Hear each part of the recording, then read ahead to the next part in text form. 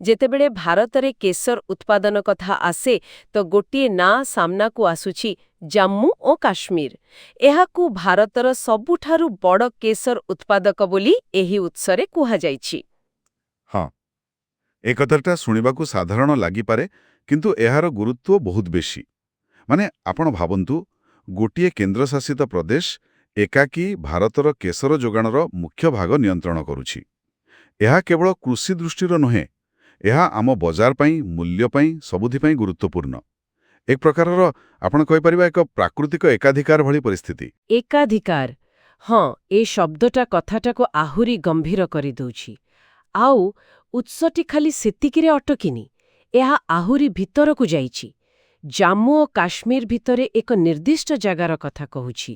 ସେ ହେଉଛି କାଶ୍ମୀରର ପାମ୍ପୋର ଅଞ୍ଚଳ। ଏଇଟା ନା କୁଆଡ଼େ କେଶର ପାଇଁ ବହୁତ ଫେମସ୍? ବିଲକୁଲ। ଆଉ ପାମ୍ପରର ଏଇ ଯୋଉ ସ୍ୱତନ୍ତ୍ର ପରିଚୟ ଅଛି ନା, ଏଇଟା ବହୁତ ଇଣ୍ଟରେଷ୍ଟିଂ। ଏହା କେବଳ ଗୋଟେ ଜାଗାର ନାଁ ନୁହେଁ, ଏକ ବ୍ରାଣ୍ଡ ଭଳି କାମ କରୁଛି। ଏଥିରୁ ଜଣାପଡ଼ୁଛି ଯେ ପାମ୍ପରରେ ନିଶ୍ଚୟ କିଛି ଖାସ୍ କଥା ଅଛି।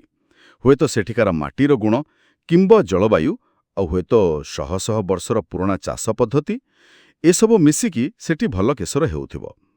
ଉତ୍ସରେ କାରଣ ଦିଆନି, ହେଲେ ଏଇ ଯୋଉ ପ୍ରସିଦ୍ଧି, ଏଟା ନିଜେ ଗୋଟେ ବଡ଼ ସୂଚନା। ଆଞ୍ଚଳିକ ବିଶେଷଜ୍ଞତାର ଗୋଟେ ବଢ଼ିଆ ଉଦାହରଣ କହିପାରିବା। ତେବେ ମୋଟାମୋଟି ଭାବରେ ଆମେ କ'ଣ ବୁଝିଲେ? ସାର୍ କଥା ହେଲା, ଯେତେବେଳେ ଆମେ ଭାରତୀୟ କେଶର କଥା ଭାବିବା, ଆମ ମନକୁ ପ୍ରଥମେ ଜାମ୍ମୁ ଓ କାଶ୍ମୀର ଆସିବା ଦରକାର। ଏଇଟା ହେଲା ପ୍ରଥମ କଥା।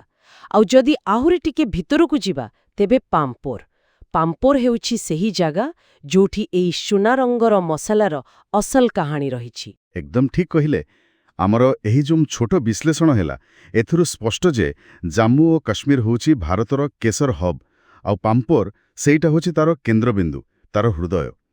ଏହି ଯୋଉ ଭୌଗୋଳିକ ସମ୍ପର୍କ ଅଛି, ଏହାକୁ ମନେ ରଖିଲେ ଆମେ କେବଳ କେଶର କେଉଁଠୁ ଆସୁଛି ତାହା ଜାଣିବା ନାହିଁ, ବରଂ ଗୋଟିଏ ନିର୍ଦ୍ଦିଷ୍ଟ ଅଞ୍ଚଳର କୃଷିଗତ ଆଉ ସାଂସ୍କୃତିକ ମହତ୍ତ୍ୱକୁ ବି ବୁଝିପାରିବା। ହଁ, ଏକଦମ। ଏହି ଆଲୋଚନା ଶେଷରେ ମୋ ମନରେ ଗୋଟିଏ କଥା ଆସୁଛି, ଗୋଟିଏ ପ୍ରଶ୍ନ ଭଳି, ଯାହାକୁ ଶ୍ରୋତାମାନେ ନିଜେ ଟିକେ ଭାବିପାରିବେ। କାହିଁକି କିଛି ନିର୍ଦ୍ଦିଷ୍ଟ ଜାଗା, ଯେମିତି ଆମେ ଦେଖିଲେ ପାମ୍ପୋର କେଶର ପାଇଁ, କେମିତି ଗୋଟିଏ ହିଁ ଫସଲ ବା ଉତ୍ପାଦ ପାଇଁ ଏତେ ପ୍ରସିଦ୍ଧ ହୋଇଯାନ୍ତି? ଏଥିରେ କେବଳ କ'ଣ ପ୍ରକୃତିର ହାତ ଅଛି? ମାନେ ମାଟି, ପାଣିପାଗ? ନା, ପିଢ଼ି ପରେ ପିଢ଼ି ଚାଲି ଆସିଥିବା ଯେଉଁ ପରମ୍ପରା, ଯେଉଁ ଜ୍ଞାନ ଆଉ ମଣିଷର ଯେଉଁ ଚେଷ୍ଟା, ତାର ଭୂମିକା ଅଧିକ? କେଉଁଟା ବେଶୀ ଗୁରୁତ୍ୱପୂର୍ଣ୍ଣ? ଏହା ଟିକେ ଭାବିବାର କଥା।